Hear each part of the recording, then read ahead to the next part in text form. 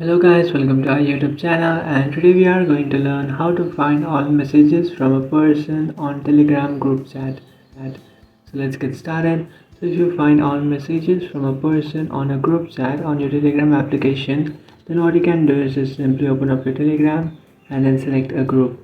After selecting a group, now if you want to find all messages from a single person, then what you can do is just tap on the three dotted icon which is on the top right, then tap on search, and after tapping on search, now in your message bar you will find a person icon which is search bar.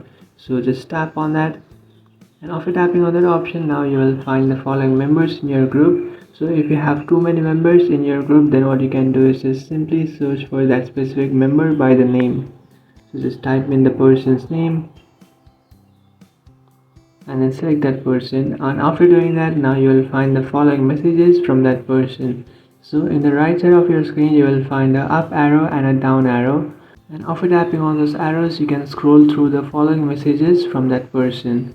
So in this way you can find all the messages from a specific person on Telegram. So that's it guys, this is how to find all messages from a person on Telegram group chat. If you find this video helpful, don't forget to like and subscribe to our channel. If you have any doubts, feel free to comment below. Thanks for watching.